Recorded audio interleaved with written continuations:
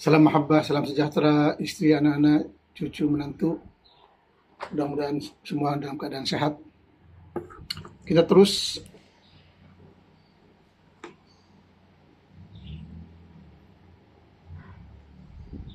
bincang-bincang dalam keluarga, sembang-sembang dalam keluarga, ngobrol, berbahas dalam keluarga untuk menyadarkan, untuk memberikan panduan-panduan, pesanan, titipan yang baik bagi anak cucu dan generasi seterusnya supaya kita menjadi insan-insan yang berakal sehat, berpikiran waras demi kemajuan bangsa, negara yang sesuai dengan kemajuan zaman, menuju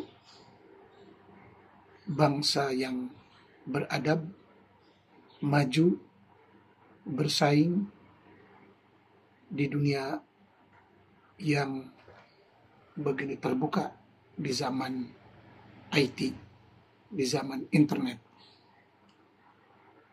Hari ini coba mengulang dan mengenang semula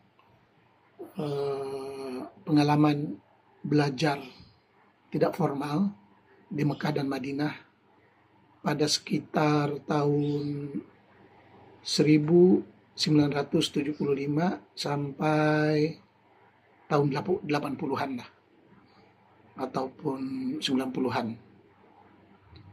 Yang mana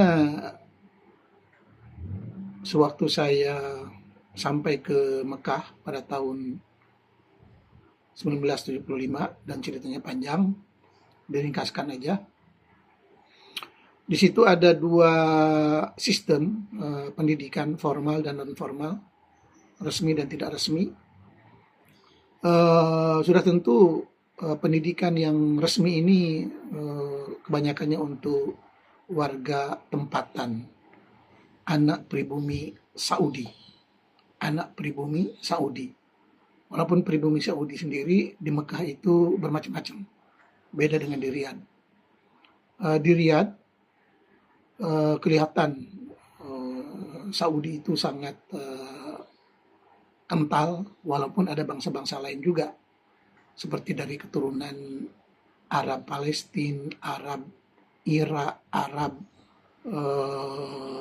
Jordan, Arab Yaman, tapi Arab Saudi yang betul-betul Badawi seperti Ad-Dawsari, Al-Qahtani, Bani itu, Bani ini, mereka mempunyai kebanggaannya tersendiri. Bahkan selalu menggelar bagi Saudi yang bukan asli itu, orang Saudi menganggap mereka sebagai Tarshul Bahar. Tarshul Bahar. Silahkan dicari pengertian dari Tarshul Bahar. Jadi kebetulan waktu saya ke Mekah itu banyak juga warga negara Saudi yang berasal dari Asia Tenggara, seperti Indonesia. Dia kelihatan dari marganya. Umpamanya Fulan bin Fulan Jakarta, Fulan bin Fulan Madura, dari Madura, Fulan bin Fulan Samara, dari Semarang, Fulan bin Fulan Minangkabau, dari Minangkabau, Fulan bin Fulan Fadin, dari Padang, Fulan bin Fulan Banjar, dari Banjar, Fulan bin Fulan Ampenani, dari Ampenan, Lombok, Fulan bin Fulan Al-Jawi, begitulah. Al-Kalantani, dari Kelantan, Malaysia, Kedah, dari Kedah, Jambi, dari Jambi, banyak dari Jambi, Ashi, dari Aceh. Jadi ini sistem Abdul Aziz bagi mengenal pasti orang-orang Saudi yang bukan Saudi asli, Begitu juga lah dengan warga Arab Saudi lainnya, Al-Yamani, Dagestani, Malaybari, Kanu, Pandibawi, Hausawi, yang sudah sebati dengan budaya Saudi, terutamanya budaya Mekah. Jadi itu pun cerita tersendiri, sehingga Abdul Aziz ketika pembukaan Mekah, dia minta dari pemuka-pemuka Mekah untuk berkumpul semuanya, tolong kumpulkan mana tokoh-tokoh Mekah, kata King Abdul Aziz. Setelah dikumpulkan, rupanya banyak tokoh-tokoh Mekah itu, ya itulah, Yamani, Hindi, Jawi, Pakistan, Afghanistan, Bukhari dari Bukhara. Jadi setelah King Abdul Aziz tahu asal-usul mereka, di situ Abdul Aziz dengan siasatnya terus bangkit. Kalian tahu kan? Bangkit dengan berkata, kalian tahu kan? Saya adalah Raja Hijaz dan Najd. Raja Hijaz dan Najd. Sebelum itu Saudi belum lagi disatukan. Hijaz dan Najd. Dan saya tahu asal-asal kalian itu dari mana. Kalian dari mana. Jadi kalau kalian mau selamat, silakan dukung saya sepenuhnya. Dan kalian kalau mau memberontak, kami akan menghantar kalian ke negara asal. Itu kata King Abdul Aziz. Dan sejarah-sejarah ini bisa dilihat di dokumen-dokumen yang begitu banyak. Hari ini dokumen paling penting itu Tarikh Ibn Ghanam. Tarikh Ibn Ghanam. Silakan dirujuk. Oke. Jadi untuk Mekah, sebenarnya Mekah telah mengenal multicultural, multi budaya. Beda dengan Riyadh. Memang pure Arabnya itu kelihatan sekali. Tapi di Mekah itu telah campur orang Saudi dengan berbagai bangsa. Yang tadi, bangsa Jawa, bangsa Indonesia, bangsa Malaysia, bangsa Nigeria, bangsa Afrika, Habsyah, Yaman, lain-lain. Sehingga kami di dalam masyarakat Mekah ketika itu, pada tahun 75, masih lagi menjalin hubungan begitu harmoni, damai, dan masih kurang perkauman fanatik, perkauman itu. Bahkan identitas kesaudian pun masih lagi belum nampak, belum ketara. Mula ketara kemudian pada tahun 80-an ketika warga negara mesti betul-betul warga negara, mesti ada IC ataupun KTP yang resmi ataupun iqamah, dan hari ini diperketat lagi. Jadi sistem pendidikan pada waktu sekitar tahun 1975 masih lagi terbuka, formal dengan non formal. Tapi kalau yang formal wajib untuk warga negara Saudi yang punya KTP Saudi, tabai yang Saudi.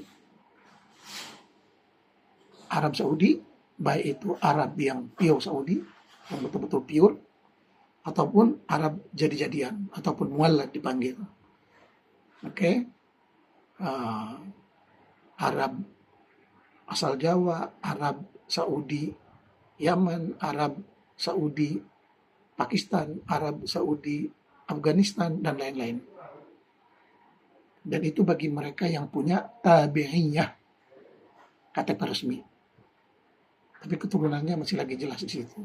Nah, mereka lah yang bisa masuk ke sistem pendidikan resmi. Tapi pendidikan tidak resmi seperti halaqatul haram ataupun halaqatul haramain, pengajian-pengajian tidak resmi di halaqah, pengajian di Masjidil Haram, di Masjid Madinah, bahkan masjid-masjid lain pun masih ada, tapi yang selalu dijadikan pusat pengajian itu Mekah dan Madinah, halaqatul haram. Jadi dalam Harakatul Haram ada halaqah tahfidzul Quran, menghafal Quran banyak sekali. Ada halaqah pengajian fikih, ada juga halaqah yang di bawah Ma'had Al-Haram, Ma'hadul Haram. Waktu itu saya masih ingat kepala ataupun direktur Ma'hadul Haram itu adalah Syekh Muhammad As-Subayil. Syekh Muhammad As-Subayil sekali sebagai imam besar Masjidil Haram. Hari ini bisa dilihat siapa dia, Syekh Muhammad As-Subayil. Dan kebanyakan yang mengikuti pengajian pembelajaran Halaqatul Haram ini adalah para mukimin, orang yang coba bertarung nasib di Mekah. Ya, sebenarnya dulunya ada yang mau belajar, tapi ada sistem yang ketat, belajar resmi atau tidak resmi. Akhirnya belajar resmi memang ada bantuan dari Sonduk At-Talabah. Yang tidak resmi pun ada juga. Kalau pengajian haram, Ma'hadul Haram ada gaji lebih kurang 800 real waktu itu. Dan kalau pengajian-pengajian dengan Syekh Ibn Baz, Syekh Bassam, Syekh yang lain, ada juga mendapat dari infak, sedekah, zakat. Nah, itu dari Syekh. Nah, kalau tidak, ya pandai-pandailah cari makan. Ada membuat kopiah, sehingga jadi bercandaan. Kalau dulu kami belajar di Darul Ulum, kawan-kawan yang buat kopiah itu belajar di Darul Goeng, sebab ngegoeng buat kopiah. Di mana belajar? Ke Darul Goeng. Sebab kalau ke Darul Ulum pun mesti ada iqomah KTP. Jadi bukan mudah, sangat tidak mudah mau bermukim di Mekah. Resmi atau tidak resmi? Resmi mesti ada kafil, penjamin, dan itu sistem perbudakan. Hari ini pun masih lagi pemerintah Saudi maju mundur antara mau diteruskan ataupun mau dihentikan sistem kafil. Manakala yang lainnya itu ya taruhanlah nasib, makan dari kerja moco-moco, jadi tukang bangunan, jadi tukang jahit. Dan tidak sedikit juga menipu jemaah haji, terang-terang aja. Menipu badal haji, menipu itu dan ini. Bahkan menurut seorang pelajar Syekh Muhammad Ali al-Maliki, Muhammad Ali al-Maliki pernah berkata kepada para muridnya, kamu orang Indonesia di sini pencuri, tapi balik ke Indonesia jadi ulama, jadi kiai. Padahal ngajinya pun tidak ada yang benar. Sebab pengajian yang benar, sekolah yang benar, mesti ikut jalur yang resmi. Baik itu sekolah ibtidaiyah, mutawassithah, tsanawiyah, SD, SMP, SMA, ataupun S1, S2, S3 yang jelas. Baik di Ummul Qura atau di Jamiah Madinah. Yang mana sebelumnya Ummul Qura itu adalah cabang dari King Abdul Aziz University di Jeddah yang didirikan oleh para jutawan dan baru dikonvert menjadi universitas negeri. Cerita panjang. Jadi begitulah sistem pengajian di Mekah dan Madinah itu. Kebanyakan mukimin itu gelandangan.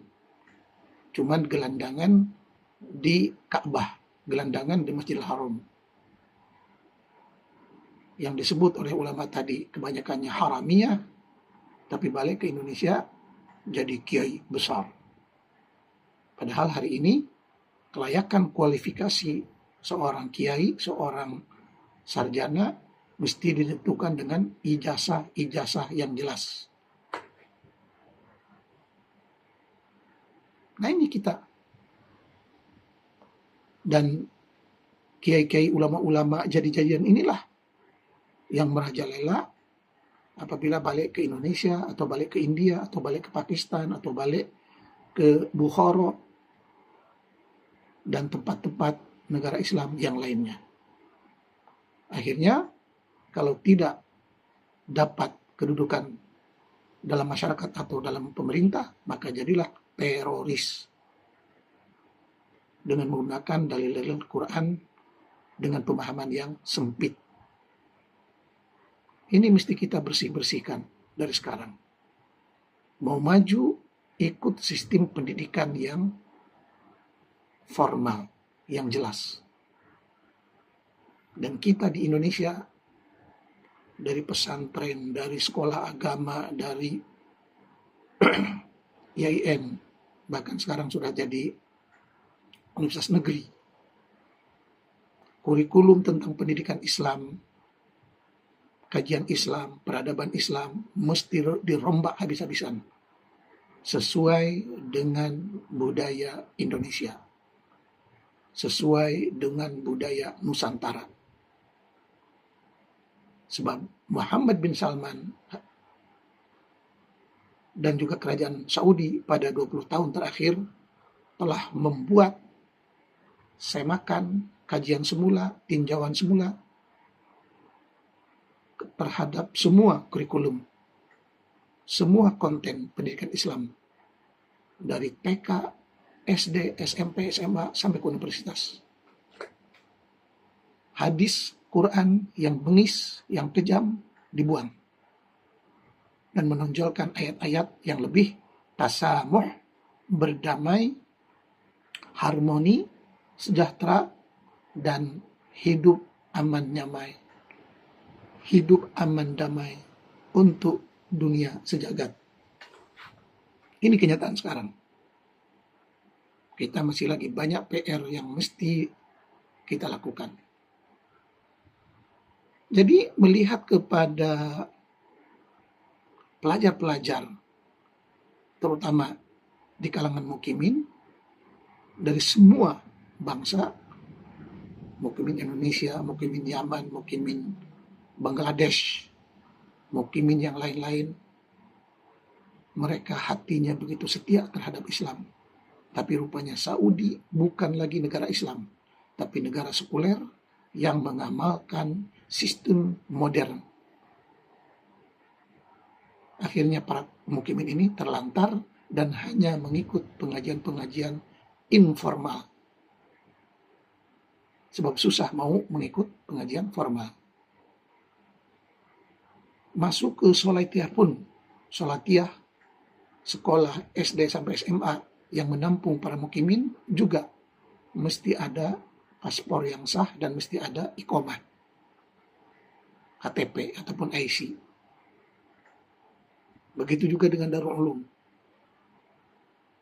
Nah, kebetulan saya pula mengikut KTP dari almarhumah ibu tiri saya yang bekerja sebagai pembantu rumah tangga di rumah seorang Arab Saudi dari keturunan Banten yang merupakan syekh di Masjidil Haram dan juga syekh kepada jemaah haji ataupun mutawif, yang saya rasa mungkin tidak usahlah disebut namanya. Jadi nasib dengan adanya iqomah itu, dapatlah saya dengan susah payah masuk Sholaitiyah, masuk Darul Ulum, masuk Sanawiyah Mus'ab bin Umair, masuk Mutawassithah Mus'ab bin Umair dan Sanawiyah Al Hasan, kemudian masuk King Saud yang dengan susah payah, sebab saya sendiri bukan orang Saudi, tapi pendatang dari Indonesia.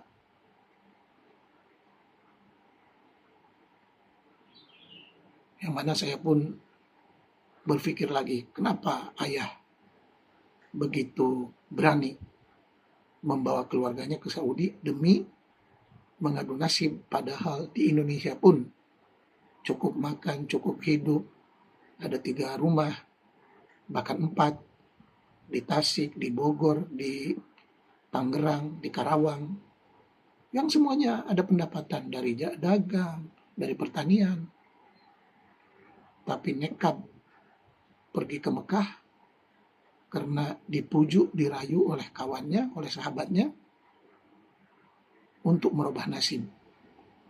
Padahal setelah di sana berbagai rintangan hidup yang kami hadapi. Tapi ya gitu akhirnya pesan ayah dan emak. Kalau mau berhasil, teruskan sekolah. Modalnya hanya nekat dan doa. Dan dalam pemantauan saya ketika belajar, saya ikut pelajaran di Mekah, di Madinah, terutama yang informal. Seperti di Mekah, saya ikut pengajian Ibn Baz, Utsaimin, Al-Bassam, ikut juga pengajian Syekh Abdul Karim Banjar, Syekh Abdul Rahim Mandili. Dia Mandeling, tapi ngomongnya bahasa Patani, kecek Patani, kecek Taning. Rupanya ada keturunan Fatani juga. Begitu juga ikut pengajian di Masjidil Haram. Setelah maghrib, Syekh Muhammad Alawi Maliki dengan Syekh Abdul Hamid Jaha, dan banyak lagi lah syekh-syekh yang lain. Jadi sistem pendidikan saya itu selalu mengikuti pengajian yang formal dan pendidikan tidak formal, pengajian formal dan pengajian tidak formal. Ada kalanya dengar juga halakoh dari Ma'hadul Haram kalau ada pengajian di bawah, sebab ada kajian di bawah, ada kajian di dalam ruangan. Dan kalau ujian orang-orang Ma'hadul Haram itu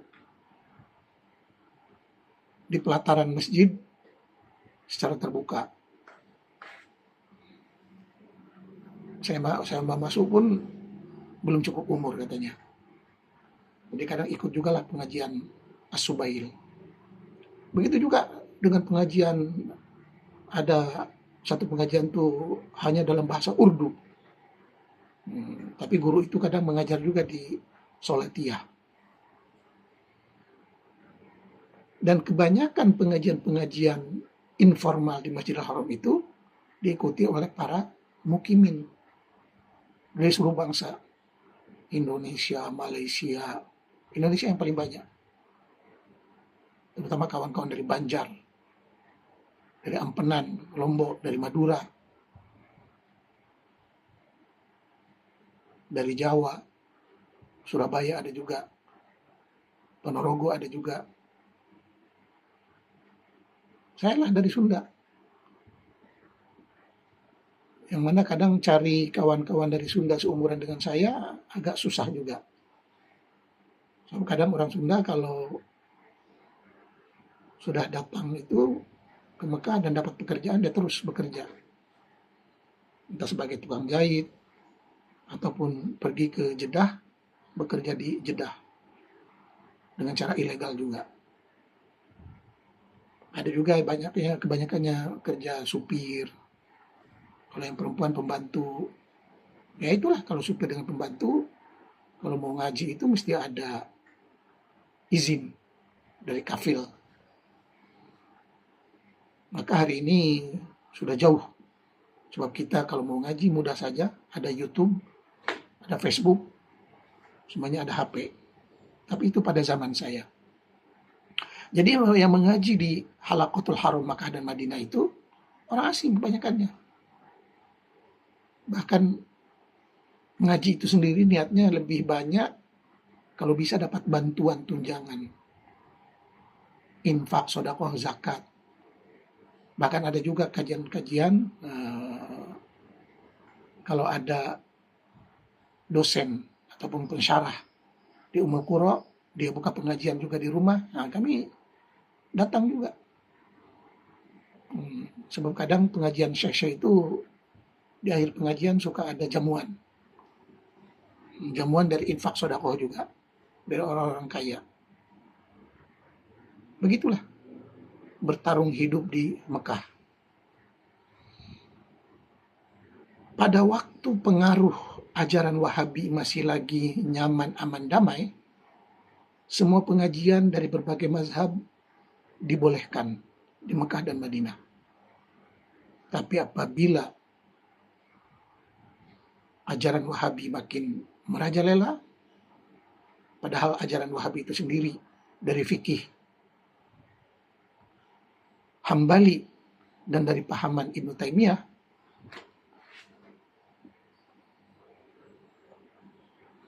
yang disebarkan oleh Muhammad bin Abdul Wahab. Padahal Imam Ahmad pun pernah belajar dari Imam Syafi'i, tapi murid-muridnya yang menganut Salafi Wahabi itu begitu keras bersikap terhadap ulama-ulama yang tidak sealiran. Jadi pelan-pelan pengajian di Mekah dan Madinah pun dikuasai oleh satu aliran ini, aliran Wahabi. Dan siapa-siapa ulama yang tidak ikut aliran Wahabi akan di-ban, diharamkan, diusir dari Masjidil Haram ataupun Masjid Madinah. Maka setelah merajalelanya ajaran Wahabi yang dipimpin oleh Ibn Baz, Utsaimin, Fauzan, Al-Bassam, Abdul Qadir Al-Jazairi di Madinah, itu semuanya tokoh-tokoh Salafi keras kalau dibandingkan dengan ajaran-ajaran yang sebelumnya yang dibawa oleh para sufi, ajaran tasawuf, seperti yang dibawa oleh Muhammad Alwi Maliki dan syekh-syekh yang lain. Bahkan syekh-syekh yang lain pun, termasuk Abdul Karim Banjar, Abdul Rahim Mandili, ataupun Muhammad Mandili, dan yang lain-lain, mesti mengikut rentak pemikiran Wahabi. Ya, untuk menjaga kedudukan, untuk menjaga status, untuk menjaga periuk nasi, terpaksa. Ada yang terpaksa, ada yang pura-pura mengikuti. Di depan Syekh Wahabi begini, di belakang begini. Jadi muncullah sikap-sikap taqiyah dan kemunafikan di antara sesama ulama Islam di Mekah. Bahkan pengajian Syekh Yasin Padang, Muhammad Yasin Fadin, hanya bertahan di rumahnya. Padahal beliau merupakan mudir, kepala sekolah, kepada sekolah Darul Ulum Ibtidaiyah dan Darul Ulum Sanawiyah. Ijazah saya pun masih ada lagi tanda tangan daripada Syekh Yasin Fadin, yang mana ceritanya panjang juga. Itu ulama Wahabi menganggap Syekh Yasin Fadin itu sebagai Syekh bid'ah, Syekh pembawa khurafat. Tapi disanjung di sini. Begitu juga Muhammad Alwi Maliki. Setelah bertarung berkali-kali, beliau akhirnya dikeluarkan dari Ummul Qura dan dikeluarkan dari mengajar di Masjidil Haram. Akhirnya mengajar di Utaibiyah mula-mula, terus di rumahnya di Ar-Rusaifah. Dan kebanyakan murid Syekh Muhammad ini orang Indonesia, terutama dari Madura, dari Jawa Timur, dan juga dari Yaman. Jadi Muhammad Alwi Maliki itu di antara tokoh ulama yang terusir, tidak laku dalam pandangan ulama Wahabi, Syekhul Bid'ah wal Khurafat. Begitulah kesannya kita hari ini. Kita bisa lihat positif negatifnya Wahabi dan juga tariqah. Yang pentingnya apa kebaikannya untuk membangun minda rakyat, bukan memperbodoh rakyat.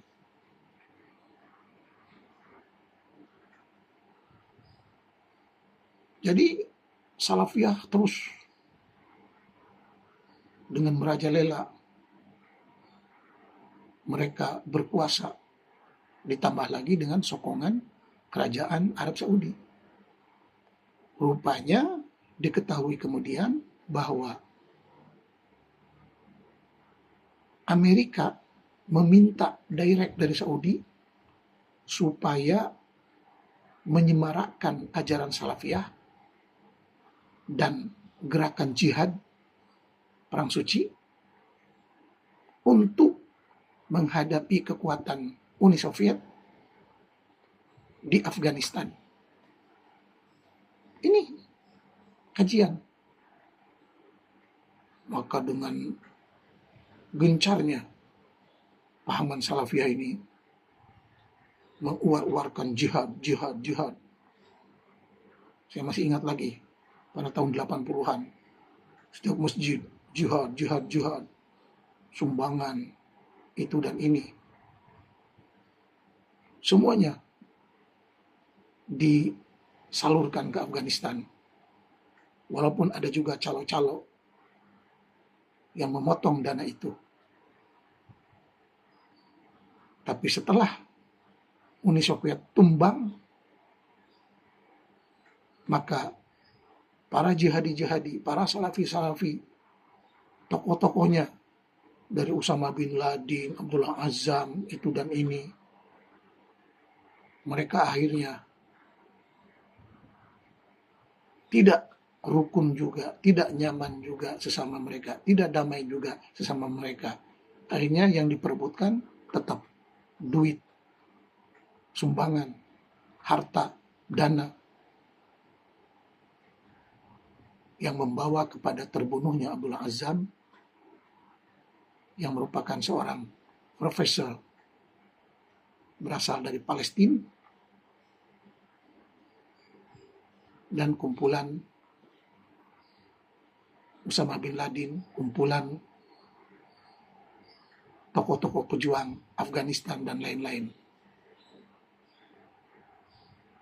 Lihat korbannya, Afghanistan menjadi negara yang sangat sengsara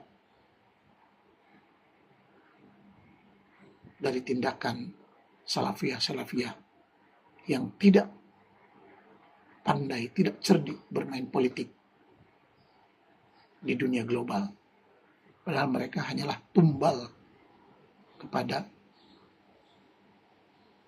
permainan politik Amerika. Bayangkan jihad di Afghanistan. Umat Islam membeli senjata dari orang asing. Nyawa yang dikorbankan umat Islam.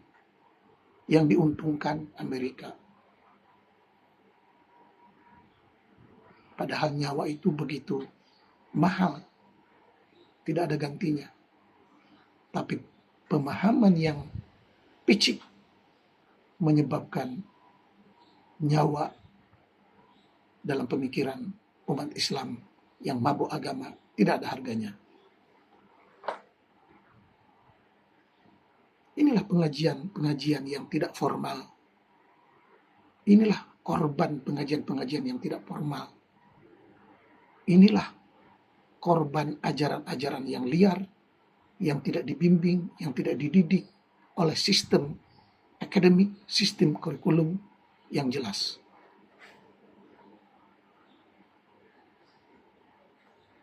Contoh Abdullah Azzam, seorang profesor berasal Palestina. Ngapain dia sibuk berperang di Afghanistan sedangkan negaranya sendiri masih berpecah, Palestina. Sampai ke hari ini Palestina hanya dijadikan modal untuk kampanye, modal untuk Islam politik. Ini perlu kita pikirkan.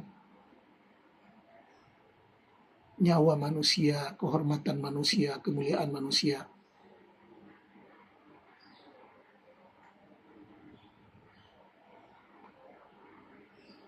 Oleh sebab itu, sekali lagi kita mengingatkan kepada bangsa Indonesia dan bangsa lain, belajarlah secara formal. Ikutlah pendidikan formal. Jangan ngasal. Kita di Indonesia ada sistem pendidikan yang bagus dari TK, SD, SMP, dan SMA. Terutamanya pendidikan yang bukan agama.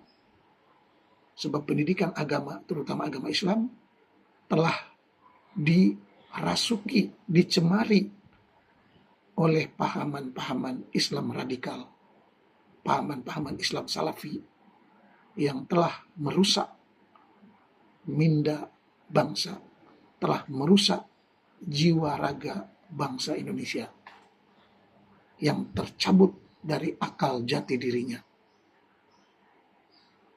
Maka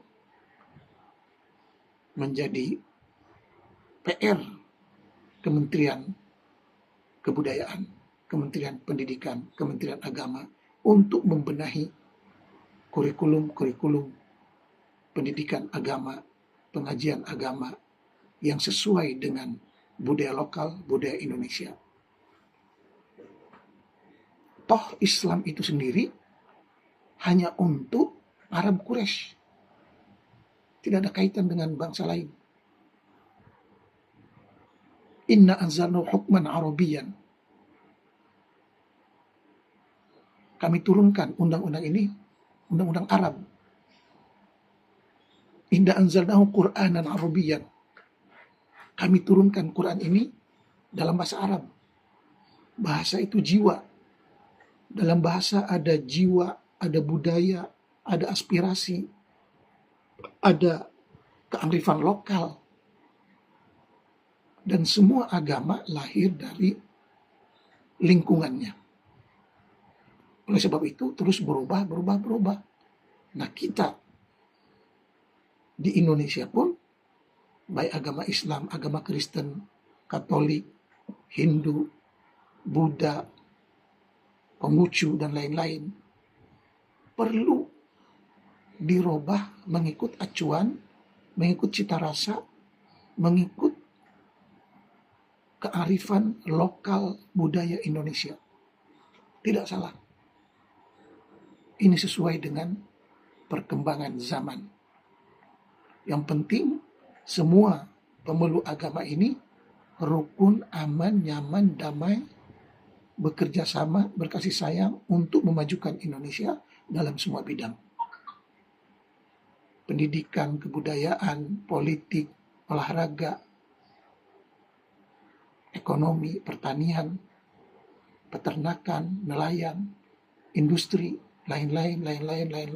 Kita saling memerlukan.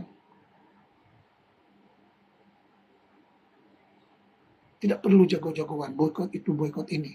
Apa yang mau diboikot? Kita sendiri masih menggunakan internet made in luar, mobil made in luar, pesawat made in luar, makanan made in luar. Apa yang mau diboikot?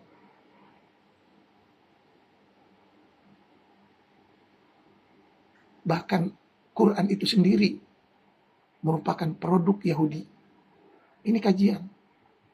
Apa yang mau diboikot?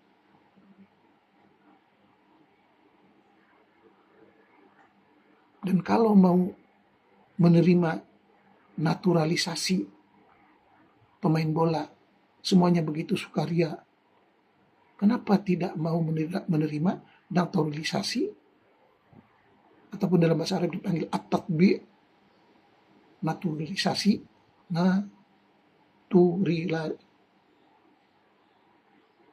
naturalisasi, tatbi', bukan bidang olahraga saja,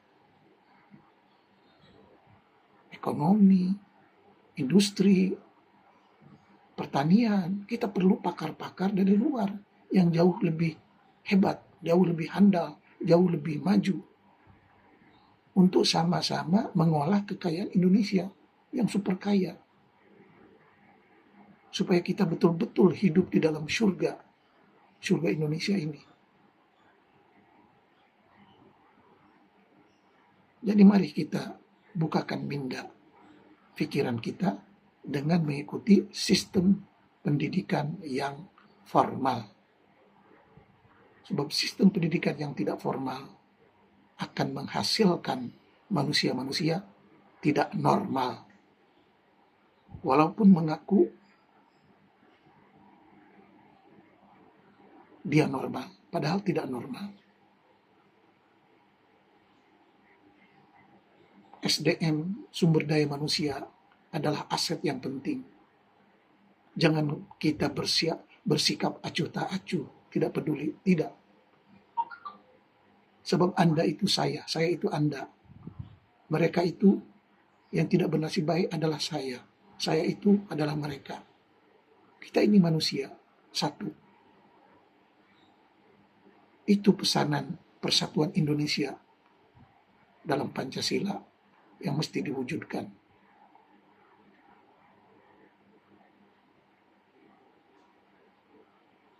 Moga pesanan yang tidak seberapa ini bermanfaat untuk diri saya, keluarga, dan orang banyak. Wassalam.